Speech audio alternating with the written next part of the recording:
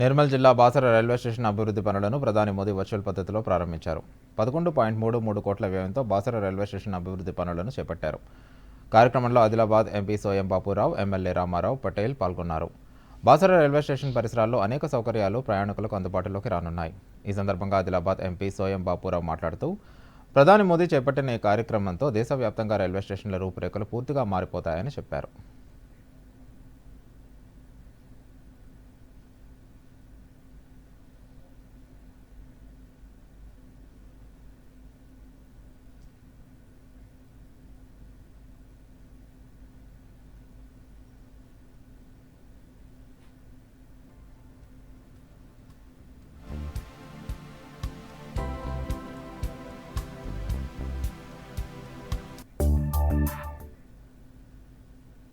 సిల్పూర్ కాగనగర్లో కూడా 7 కోట్లతోటి under bridge కూడా అక్కడ కూడా చేయడం జరిగిందని కూడా ఈ సందర్భంగా తెలియజేయడం జరుగుతుంది.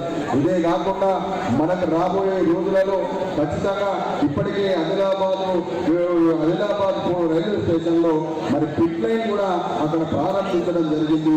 పిట్ లైన్ పనులు కూడా కొనసాగుతున్నాయి.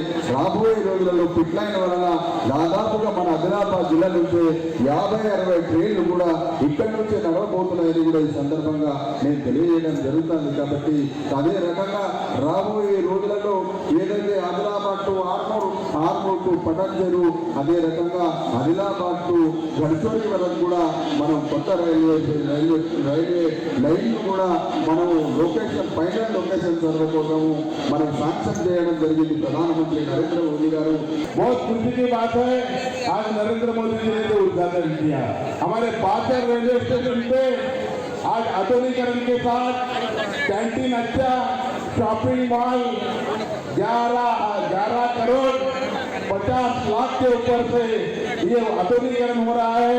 हमारे तेलंगाना में 40 स्टेशनों के ऊपर आधुनिकीकरण किया जा रहा है।